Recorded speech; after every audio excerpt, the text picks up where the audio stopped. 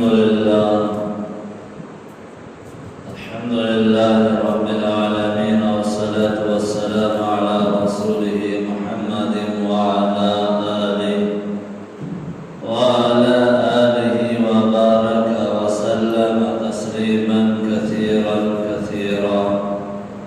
أما بعد، فأعوذ بالله من الشيطان الرجيم. بسم الله الرحمن الرحيم.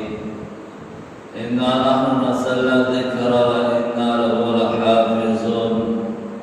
وقال تعالى: لو أنزلنا هذا القرآن على جبل لرأيته خاشعا متصدعا من خشية الله. صدق الله العظيم وصدق رسوله النبي الكريم، ونحن على ذلك لمن الشاهدين والشاكرين، والحمد لله رب العالمين. اللهم صل على محمد وعلى آل محمد كما صليت على إبراهيم وعلى آل إبراهيم إنك حميد مجيد. اللهم بارك على محمد وعلى آل محمد كما باركت على إبراهيم وعلى آل إبراهيم إنك حميد مجيد. قابل قدر حضرات معزز سامعین کرام، اللہ رب الجلال کا بے انتہا شکر اور احسان ہے کہ اللہ تبارک و تعالی نے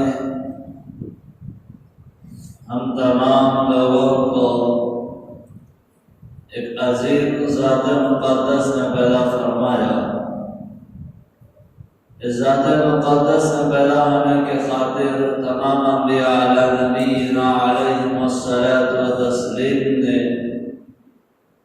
اللہ تبارک و تعالی کے پاس گر لا کر دعائیں مانگا کرتے تھے. صلاۃ و سلام کے مستحق میرا اور آپ کے آقا جناب محمد رسول اللہ صلی اللہ تعالی علیہ وسلم ہیں، کیونکہ ہم تمام لوگوں کو اہدنا الصراط المستقیم کی طرف رہنمائی فرمائی ہے. حضرات خطبے کے اندر جو آیات میں نے آپ حضرات کی خدمات میں پیش کیا، جس کی تفسیر کے اندر حضرات علماء نے لکھا ہے یہ کلام اللہ مجید کے بارے میں. اللہ تعالیٰ نے اپنے کلام میں فرماتا ہے ہم ہی قرآن کو نازل کیے ہیں، ہم ہی اس کی حفاظت کرنے والے ہیں. اللہ تعالیٰ اس کی حفاظت کی ذمہ داری کسی اور کو نہیں دیا ہے، اللہ خود قرآن کی حفاظت کی ذمہ داری لی ہے. آپ صلی اللہ علیہ وسلم سے پہلے جتنے کتابات نازل ہوئے تو اس کے اندر رد و بدل ہو گئے، لیکن اس قرآن کے اندر رد و بدل نہیں ہوا، کیونکہ اس کی حفاظت کی ذمہ داری اللہ نے لی ہے. یہ اتنی بڑی کتاب ہے کہ آپ صلی اللہ علیہ وسلم کا ایک عظیم الشان معجزہ ہے، اور اللہ تعالیٰ نے آپ صلی اللہ علیہ وسلم کو معجزہ بن کر ہر نبی آتے تھے، لیکن آپ صلی اللہ علیہ وسلم کو معجزہ بنا کر دیا گیا. اور جو ہے مثال دو کہ عظیم الشان معجزہ یہ ہمارے لیے ڈرنے والوں کے لیے ہدایت ہے، پڑھنے والوں کے لیے ہدایت ہے، اور پڑھ کر عمل کرنے والوں کے لیے ہدایت. اتنا بڑا معجزہ آپ صلی اللہ علیہ وسلم سے پہلے جتنے حضرات انبیاء علیہ الصلوۃ والتسلیم آئے ان کو بھی ایک ایک معجزہ اللہ تعالیٰ نے عطا فرمایا. سیدنا حضرت موسیٰ علیہ الصلوۃ والتسلیم کے زمانے میں جادوگروں کا زور بہت زیادہ تھا. تو اللہ تعالیٰ نے حضرت موسیٰ کو ایک عصا عطا کیا، معجزے کے طور پر دیا۔ یہ معجزہ حضرت موسیٰ علیہ السلام سو جاتے تھے، لیکن حضرت موسیٰ کی نبوت کا یہ معجزہ جگ کر حفاظت کرتا تھا۔ لوگوں نے دیکھا کہ موسیٰ کے اندر کمال نہیں بلکہ موسیٰ کے عصا کے اندر کمال ہے۔ جیسے بھی ہو اس عصا کو چرا لیا جائے، ہڑپ کر لیا جائے، تو لوگ کوشش میں رہا کرتے تھے، کبھی وقت آئے تو عصا ہم چرا لیں گے، وہ ہڑپ کر لیں گے۔ ایک مرتبہ دیکھا کہ ایک جھاڑ کے نیچے، ایک درخت کے نیچے حضرت موسیٰ علیہ السلام سو رہے ہیں اور تکیے کے طور پر عصا کو لگائے ہوئے۔ ایک آدمی نے دیکھا کہ وہ عصا جو تکیے کے طور پر حضرت موسیٰ نے لگائے ہوئے تھے، اب وہ عصا موسیٰ سے الگ ہو چکا۔ اب اس نے سوچا کہ وہ عصا کو ہم چرا لیں گے، میں اٹھا لوں گا۔ تب کسی کی یہ ہمت نہیں کہ وہ عصا کو چرایا جائے اکیلے میں۔ وہ آدمی گاؤں پر جاتا ہے اور اعلان کیا، آج موسیٰ کے ہاتھ سے موسیٰ سے عصا جدا ہو چکا ہے، چلو آج ہاتھ کام چلے گا، آج ہمارے ہاتھ میں وہ عصا آ جائے گا، چرا لیا جائے گا، ہڑپ کر لیا جائے گا۔ جب جو ہے لوگ آئے، دیکھا اب کس کی ہمت ہے آگے بڑھ کر عصا کو چرا لیا جائے۔ یہ کتنے ہمت کر کے آگے بڑھا۔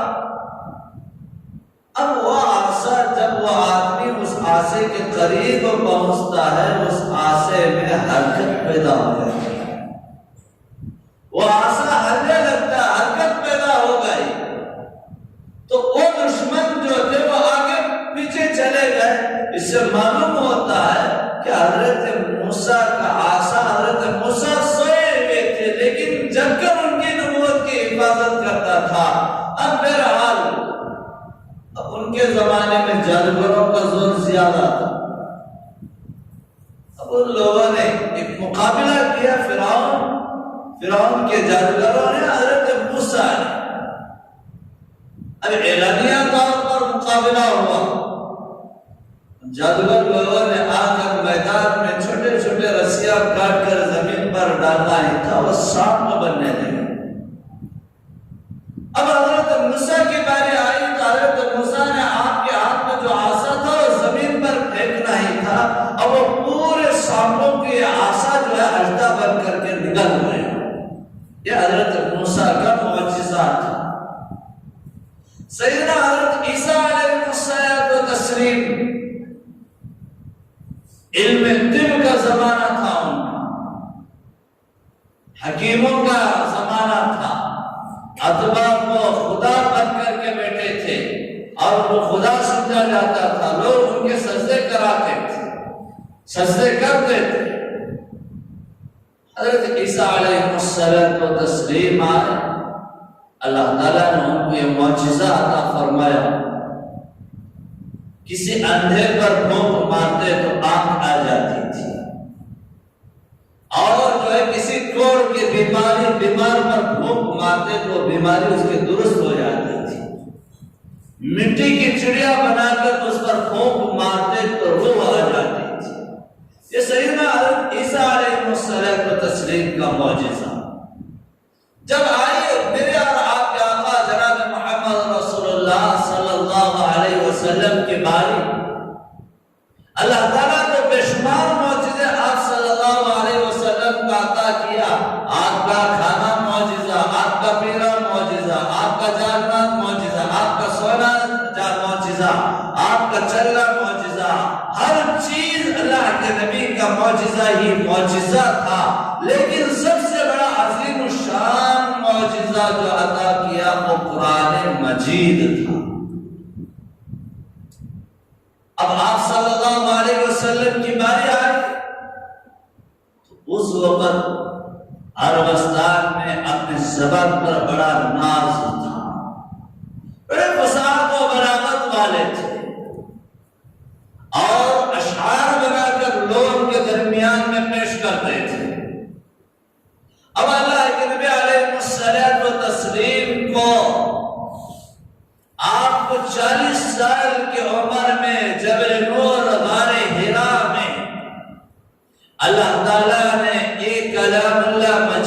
کے آیات کو عطا کیا، قرآن مجید کا نزول ہوا، تو اللہ کے نبی جب یہ سورہ علق کے 5 آیتیں جب نازل ہوئے، حضرت جبرائیل علیہ الصلوۃ والتسلیم لے کر آئے، اللہ کے نبی نے کہا نہ مانا بخاری میں پڑھنا لکھنا نہیں جانتا۔ حضرت جبرائیل نے آپ کو 3 مرتبہ یہی پڑھایا، آپ نے 3 مرتبہ یہی دہرایا۔ یہ قرآن مجید یہ اتنی بڑی کتاب ہے کہ حضرت جبرائیل علیہ الصلوۃ والتسلیم نے آپ کے سینے مبارکہ کو اتنا دبایا، اللہ کے نبی کہتے ہیں ایسا معلوم ہوتا اور تھوڑا زور ڈالتے تھے تو میری جان نکل جاتی۔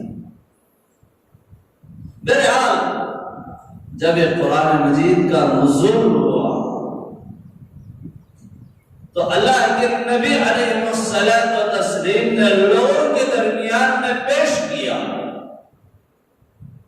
اب لوگ یہ کہا کرتے تھے نعوذ باللہ محمد جادوگر ہے، شاعر ہے، شاعری بنا کر کے پیش کر رہا ہے۔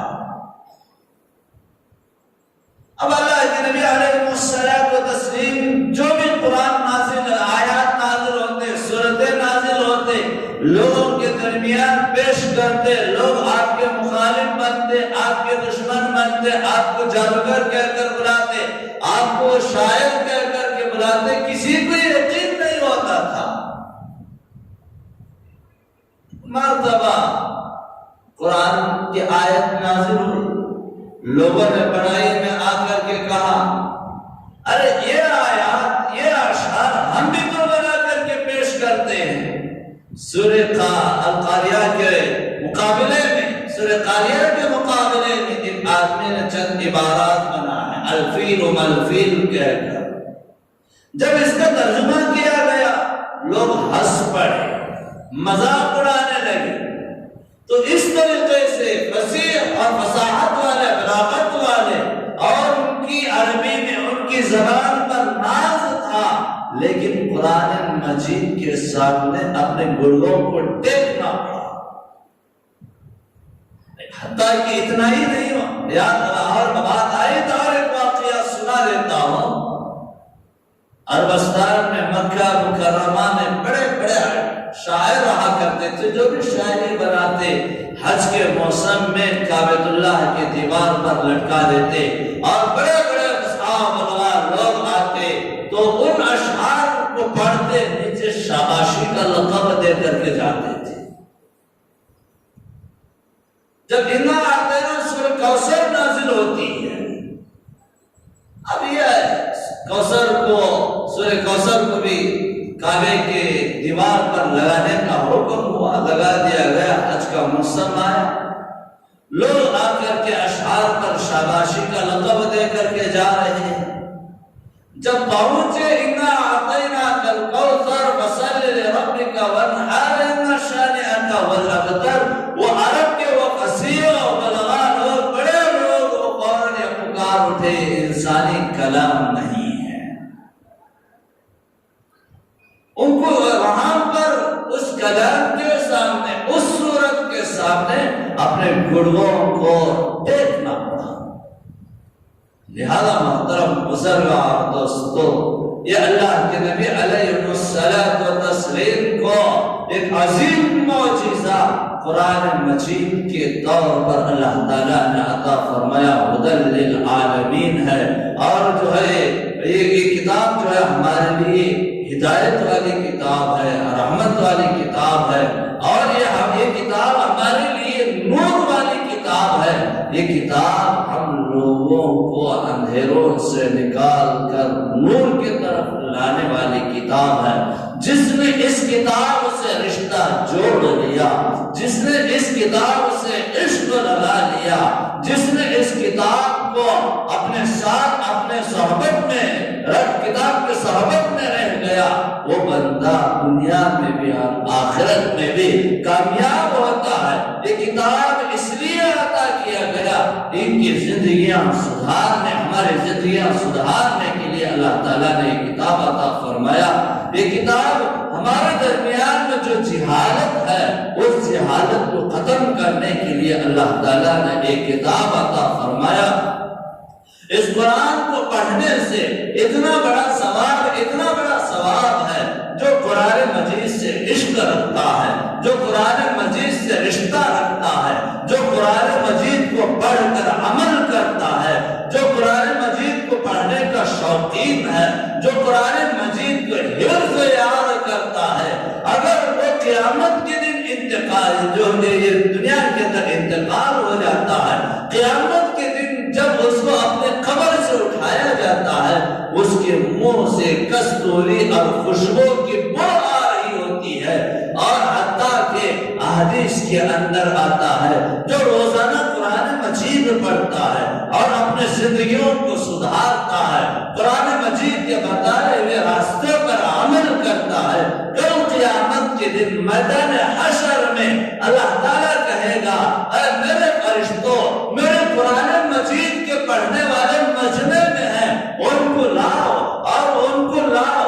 یہ فرشتے جب ڈھونڈتے ہیں کون قرآن مجید پڑھ رہا تھا، اللہ تعالیٰ سے کہیں گے یا اللہ ان کو کیسے پہچانا جائے گا جو تیرے بندے تیری کتاب کو پڑھا کرتے تھے۔ اللہ تعالیٰ کہے گا ان کے منہ سے خوشبو اور کستوری کی بو آ رہی ہوگی، خوشبو آ رہی ہوگی، جاؤ ان کے لبوں سے لگا کر کے سونپ لو، ان کو الگ کیا جائے، ان کو بغیر حساب و کتاب کے جنت کے اندر داخل کیا جائے۔ قرآن مجید کو پڑھنے سے اللہ تعالیٰ نے اتنا بڑا مقام اور مرتبہ عطا فرماتا ہے، حتیٰ کہ اتنا ہی نہیں، اس قرآن کو جن لوگوں نے غور و فکر سے سنتے ہیں ان کو بھی اللہ تعالیٰ اجر و ثواب عطا فرماتا ہے۔ حتیٰ کہ ایک صحابی رسول قرآن مجید پڑھ رہے تھے، رات کا حصہ تھا، آسمان سے جو ہے کچھ نور ستارے جیسے ان کے سر پر آنے لگے، اور وہ جو ہے جب قرآن مجید کو بند کر دیا اور صبح اللہ کے نبی علیہ الصلوۃ والتسلیم کے دربار عالیہ میں پہنچے اور کہا رسول اللہ میں رات میں قرآن پڑھ رہا تھا، آسمان سے ستارے میرے یہاں پر، میرے سر پر، میرے حجرے میں آ رہے تھے۔ اللہ کے نبی علیہ الصلوۃ والتسلیم نے فرمایا اے میرے پیارے وہ ستارے نہیں بلکہ وہ فرشتے تھے۔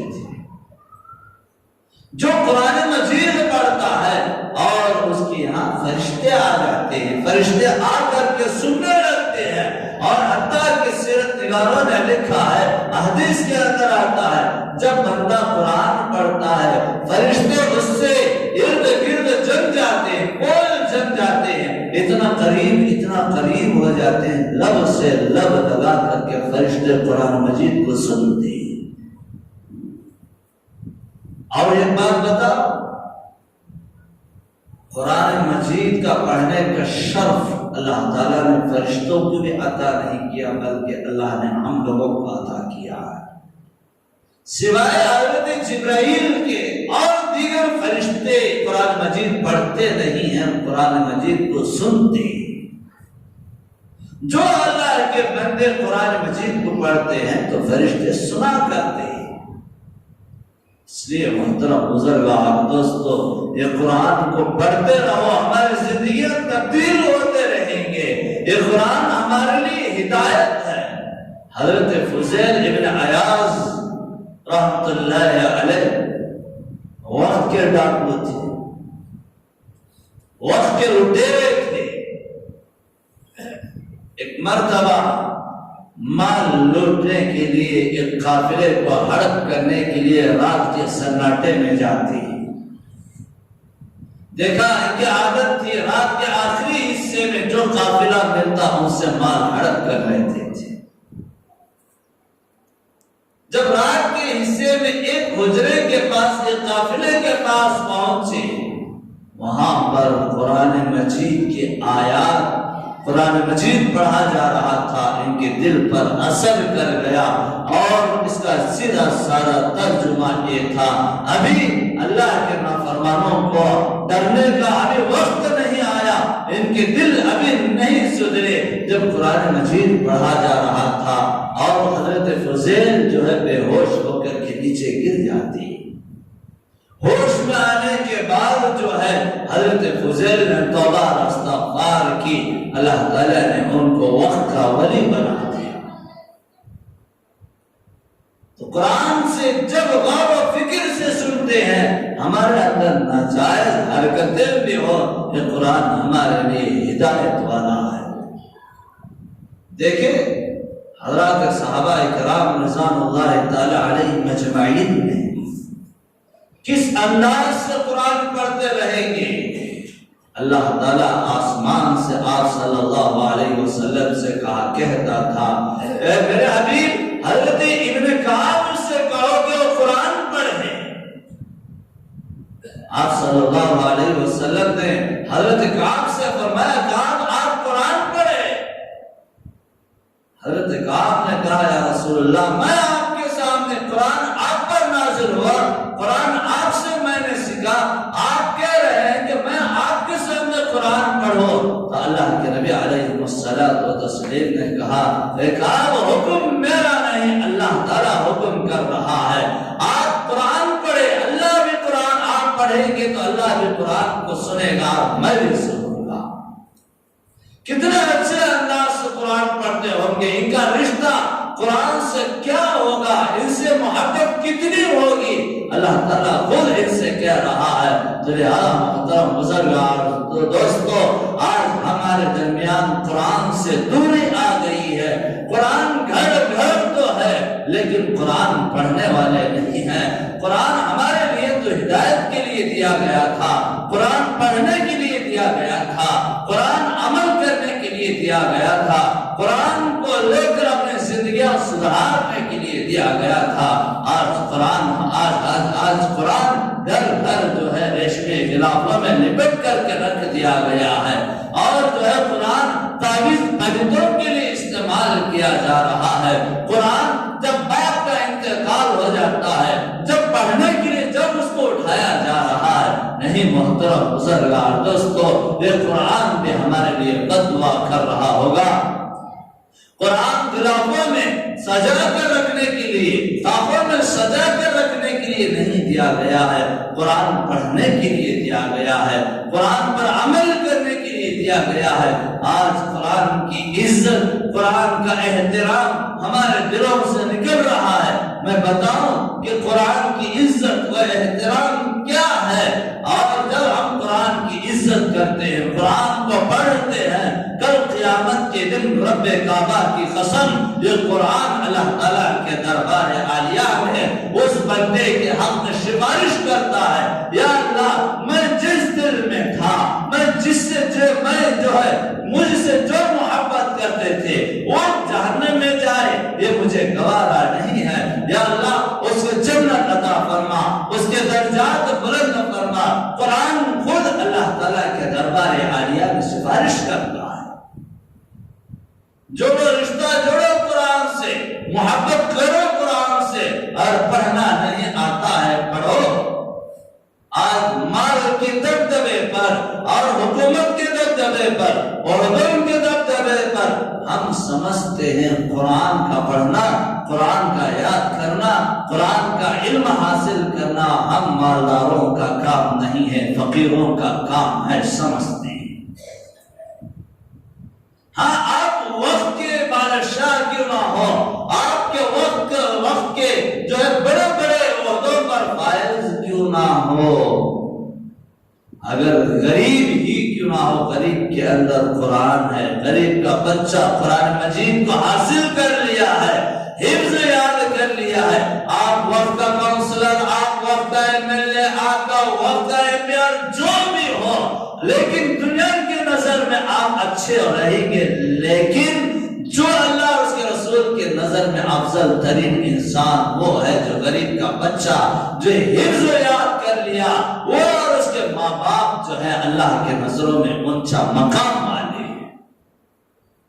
جانتے ہو جس نے قرآن مجید کو حاصل کر لیتا ہے، پڑھ لیتا ہے، آج ہمارے نظروں میں قرآن مجید کے پڑھنے والے کی کوئی اوقات نہیں ہے، اس کی کوئی عزت نہیں ہے، اس کا کوئی احترام نہیں ہے، اس کو ہم نکما نگاہ سے، حقیرانہ نگاہ سے دیکھتے ہیں۔ حدیث کے اندر آتا ہے جو حافظ قرآن ہوتا ہے، عالم دین ہوتا ہے، اس کی دیدار کرنا گویا نبی کی دیدار کرنے کے برابر ہے۔ العلماء ورثۃ الانبیاء، یہ انبیاء کے وارثین ہیں، اور جو ہے عالم دین کی جو دیدار کرتا ہے اللہ تعالیٰ اس کی مغفرت بھی کر دیتا ہے۔ آج ہمارے نظروں میں ایک عالم کی اتنی بے عزتی کرتے ہیں، اتنی بے عزتی، عالم کو کم نگاہ سے دیکھتے ہیں، ارے ترے سے پکارتے ہیں۔ یقیناً اگر اس کی کوتاہیاں بھی ہو، اس کی غلطیاں بھی ہو، پھر بھی ہمارا حق نہیں کہ ہم اس کو انگلی دکھائیں، ہم اس کا حساب لیتے ہیں، ہم اس کو ڈانٹتے ہیں۔ لیکن حدیث کے اندر آتا ہے کل قیامت کے دن سب کا حساب کھلے عام ہوگا، لیکن ایک عالم دین کا حساب اللہ تعالیٰ نے پردوں میں چھپا کر کے لیتا ہے۔ اس کا مقام یہ، اس کا مرتبہ یہ، اس کی عزت یہ۔ اور جو ہے جو بندہ حافظ قرآن بنتا ہے اللہ کے نگاہ میں، اس کی تو دور کی بات، اس کے ماں باپ کا مقام اس کی وجہ سے اتنا بڑا مقام کر دیتا ہے، کل قیامت کے دن اللہ تعالیٰ اس کے ماں باپ کو نور کے ممبروں پر بٹھاتا ہے،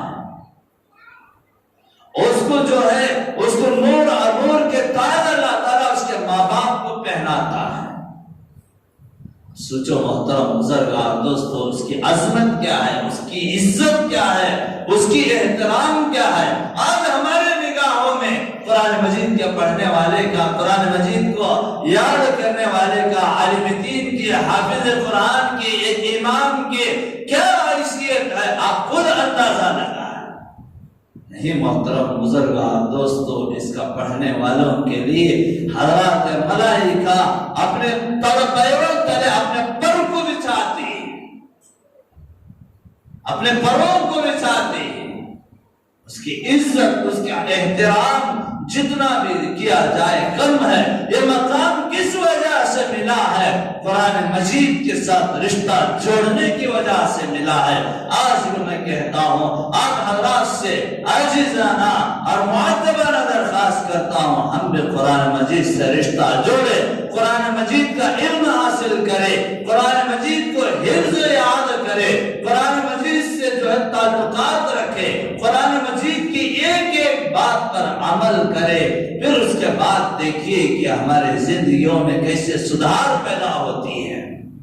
جہاں ہمارے لیے قرآن مغفرت کا سبب ہے، جہاں ہمارے لیے قرآن ہمارے لیے جو ہے ہمارے لیے سفارش کا سبب ہے، جہاں ہمارے لیے قرآن جو ہے رہنمائی، اچھے راستے دکھانے کا سبب ہے، وہیں پر ہمارے مصائب ہمارے اوپر آئے، یہ قرآن بھی ہمارے لیے مصائب کا دور کرنے کا بھی ایک طریقہ ہے۔ یہ نہیں کہ ہم اس قرآن کو مطلب کے طور پر جب استعمال کریں گے، اللہ اور اس کے رسول صلی اللہ علیہ وسلم کی نگاہ میں وہ انسان کامیاب نہیں ہے۔ دیکھنے میں آتا ہے گھروں کی افتتاح کے موقع پر ہم قرآن کو لے جاتے ہیں، ہمارے یہاں دلوں میں اس کی عزت، اس کا احترام بس اتنا ہی ہے۔ نیا گھر ہے، اوپننگ چل رہا ہے، ارے سب سے پہلے قرآن کو ہم گھر کے اندر لے جانا ہے، اب اس کو لے جا کر وہی طاقوں میں سجا کر کے رکھ دیتے، پھر پڑھنے کا موقع نہیں ہوتا ہے۔ دوسرا موقع، نہ اپنے بچوں کو ہم نے قرآن پڑھایا، نہ آپ پڑھے نہ بچوں کو پڑھایا۔ جب شادی بیاہ کے موقع پر بڑے ادب کے ساتھ ایک پھیٹی میں جو ہے اس کو لے جا کر اور جو ہے سسرال کے گھر پہنچایا جاتا ہے، اب یہ اس کی بیٹی اور اس کا وہ داماد، اور اس کو وہ اٹھا کر رکھ دیتے ہیں، اور اس کو نہ پڑھنے کا موقع نہ ملا، اور اس کو بچے ہو گئے، بچوں کے بچے ہو گئے۔ وہ قرآن جو ہے صندوق میں رکھ کر کے وہ اس کے ورق جو ہوتے ہیں وہ زن آلودہ ہو جاتے ہیں، زن پکڑ جاتے ہیں، تب اس کو قرآن اٹھا کر جب کھولا جاتا ہے تب معلوم ہوتا ہے کہ ہمارے باپ دادا کی کتاب ہے، ہمارے جو ہے ہماری دادی کی کتاب ہے، فلان کی کتاب ہے، اور اس کو یہ بھی پڑھ نہیں سکتا ہے، چلو آپ مسجد میں لے جا کر کے رکھ دیں گے۔ کتنے ایسے قرآن ہیں میں کھلے طور پر دکھا سکتا ہوں کہ ایسے پھٹے قرآن، زن کے قرآن مسجد میں لا کر کے رکھ دیا، اب اس کی پوری زندگی کیا حال گزری ہے، پوری زندگی قرآن کے بد دعا لے کر جو ہے جا رہا ہے۔ تو یہ مسلمانوں کی شان نہیں ہے، مسلمانوں کی شان و شوکت نہیں ہے۔ خیرکم من تعلم القرآن وعلمہ، تم میں سب سے بہترین انسان وہ ہے جو قرآن مجید پڑھے اور دوسروں کو پڑھائے، خود پڑھے اور دوسروں کو بھی پڑھائے۔ لہذا محترم بزرگار دوستو، حضرت ہماری عمر اب کہاں ہے حضرت پڑھنے کا موقع؟ سورہ فاتحہ گھٹنے امام صاحب کا کالر پکڑ کر کھجنے کی طاقت رہتی ہے، اور سورہ اخلاص گھٹنے پورے محلے کو نام رکھنا آتا ہے۔ یہ شاید نہیں ہے، انسان بڑھا ہو جاتا ہے، علم بڑھا نہیں ہوتا ہے۔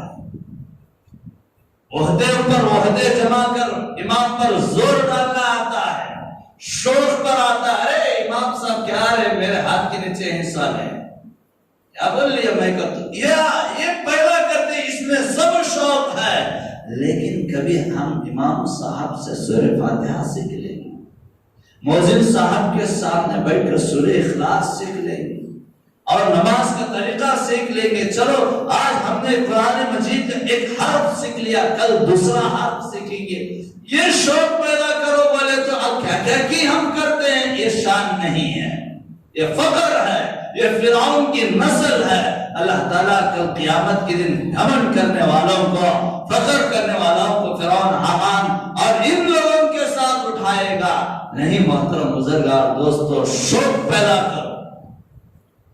فاتحہ سورہ فاتحہ پڑھنا نہیں آ رہا ہے، شرمندہ نہ ہو، عمر جتنے بھی ہو جائے، امام صاحب آپ وقت نکالے، ہم لوگوں کو سورہ فاتحہ سکھائے، قرآن مجید سکھائے۔ ایک بلڈنگ ہے، دوسری بلڈنگ کی فکر کمپیئر ہوا رہا ہے، یہاں بیٹھ کر حالات طریقے پر اللہ اور اس کے رسول کی کتاب حاصل کر رہے بولے تو یہ نہیں، دنیا بھر زندگی بھر کو پیڑوانے کی فکر ہے، ایک پیٹ کی فکر، اس کو بھوکنے کی فکر چل رہی ہے، اس کو نیچے گرانے کی فکر چل رہی ہے۔ کبھی بھی مسلمان ہونے کے ناطے شوق نہیں پیدا ہوا کہ ہماری بڑی اتنی عمر ہو گئی، ہم تھوڑا بہت قرآن مجید بھی پڑھ لیں گے۔ شوق پیدا کرو، اس کے بعد آپ بھی پڑھنے کی کوشش کریں، سیکھنے کی کوشش کریں، آپ کے معصوم بچے جو ہوتے ہیں ان کو بھی پڑھانے کی کوشش کریں۔ میں یہ نہیں کہتا کہ ڈگریاں وغیرہ وغیرہ نہ پڑھاؤ، لیکن جہاں ہم دنیاوی علم دے رہے ہیں وہاں دین کا علم بھی دے، قرآن مجید کا علم بھی دے۔ کل قیامت کی دن اللہ کے دربار عالیہ میں آپ کا بیٹا شاید ڈاکٹر ہو، انجینئر ہو، لائر ہو، پروفیسر ہو، جو بھی ہو، اللہ تعالیٰ یہ نہیں پوچھے گا، اور آپ کے بیٹے کو آپ نے قرآن مجید کا علم نہیں دیا ہے، آپ کا بیٹا اللہ اور اس کے رسول کا نافرمان بن کر اللہ کے دربار میں گیا ہوا ہے۔ اللہ تعالیٰ جب اس کو حساب لیتا ہے، یہی اولاد اللہ کے دربار عالیہ میں عرض کرتی ہے، اللہ قصوروار ہم نہیں، ہمارے ماں باپ قصوروار ہیں، یقیناً ہمارے ماں باپ ہم لوگوں کو ڈاکٹر بنایا، یقیناً ہمارے ماں باپ ہم لوگوں کو دنیائی علم تو دیا، لیکن ہم لوگوں کو ہمارے ماں باپ نے کبھی قرآن مجید کا علم نہیں دیا، قصوروار ہم نہیں، ہمارے ماں باپ ہیں، یا اللہ ان کو نار جہنم کے حوالہ کر دے، ان کو دوزخ میں ڈال دے۔ یہی اولاد کل قیامت کے دن اللہ کے دربار میں ہمارے دشمن بن جائے گی۔ بچوں کو علم دین سکھاؤ۔ ایک وقت تھا ماں باپ کے گود ہی میں بچے قرآن مجید کو پڑھ لیا کرتے تھے، ماں کے پیٹ سے جدا ہوئے اور ایک नाम भूल रहा हूं, बच्चा रो रहा। अब हकीमों ने आकर लाख कोशिश कर रहे हैं कि बच्चे को उसका रोना कम कराया जाए, बंद नहीं हो रहा है। किसी अल्लाह वाले आए, देखा बच्चा क्यों रो रहा है, वो अल्लाह वाले कान में कुछ अल्फाज कह दिया, फिर बच्चा खामोश हो गया। लोगों ने पूछा, हजरत आपने कान में क्या कहा? तो अल्लाह वाले ने उस हजरत ने कहा, इस बच्चे की माँ ने अपने पेट में जब बच्चा था रोजाना कुरान मजीद की तिलावत किया करती थी, रोजाना बच्चा कुरान को सुनता था। शायद बच्चे को कुरान से मोहब्बत हो गई। जब माँ के पेट से आ गया, अब वो कुरान मजीद का आवाज नहीं आ रहा है, बच्चा इसलिए रो रहा है। इसलिए मैंने कुरान मजीद की चंद आयात पढ़ दिया, बच्चा खामोश हो गया। माँ की गोदों में, माँ के पेटों में बच्चों को कुरान से मोहब्बत हो जाती थी। माँ के गोदों से बच्चों ने कुरान मजीद का इल्म हासिल कर लेते थे। लेकिन आज बच्चा रोता है तो माँ सबसे पहले मोबाइल में गाने रख कर देती थी, उसके सीने पर रखता है। अब बच्चा बड़ा होकर क्या बनता? उसका जो रिश्ता था, जो मोहब्बत थी, मोबाइल से हो गई। छोटे छोटे बच्चे, दूध पीने वाले बच्चों को माँ एक वक्त मारती थी, लोरियां गाती थी, क्या क्या की करती थी। अब लोरियां भी नहीं, क्या भी नहीं, झूला भी नहीं, फौरन बच्चा रोता है, मोबाइल ऑन किया और उसके सीने पर रख दिया, बच्चा खामोश। ये बीमारी बच्चों में से नहीं, बड़ों में भी। जितना वक्त हम मोबाइल में गुजार रहे हैं, उतना वक्त कुरान से लगा लेते तो हम कामयाब हो जाते। मेरे हाल मोहतरम बुजुर्गार दोस्तों, कुरान से मोहब्बत करो, कुरान मजीद का इल्म हासिल करो, कुरान से रिश्ता जोड़ लो, कुरान के बताए हुए रास्ते पर अमल कर लो, इंशाअल्लाह हमारी जिंदगियां कामयाब हो जाएंगे। कुरान मजीद के बारे में इसलिए उठाया बात आज का ये जुमा। मुझे जो है 2-3 जुमा से ये बात कही जा रही है कि सूरतों की फजीलत बताया जाए, कुरान मजीद की तफसीर की जाए और कुरान मजीद की बातें बताया जाए। तो यकीनन मैं बताऊंगा, लेकिन किसको बताऊंगा? एक तो मुझे पैदा हो जाता है, मेरा मुताला जो है फ्रेश हो जाता है, ताजा हो जाता है, मुझे मेरे इल्म में तो इजाफा हो जाता है। आप लोग कब आते हैं? तो अभी अभी मस्जिद भर रही है, कितना 1:40। बार बार कह रहे हैं जुमा के दिन सबसे पहले आओ, इसका अजर और सवाब ज्यादा। जुमा के अजान के बाद खरीदो फरोख्त हराम हो गई, वहां पर जो खरीदो फरोख्त नाजायज है, भागते हुए मस्जिद की तरफ आओ। कितना भी बमड़े हमारे तुम्हारा डब्बे बातें कौन सुनेंगे, हमें आती 1:40 को, वैसा चाहते रहो। यहाँ से जाने के बाद वहां मालूम होता हमारे बातों की कीमत क्या है, इन बातों की कीमत क्या, वहां अंदाजा लगेगा। जितना भी बोलो कम है। लिहाजा मोहतरम बुजुर्गार दोस्तों, अगर मैं कुरान मजीद की तफसीर शुरू करना है, आप पहले आएंगे तो मैं शुरू करूंगा।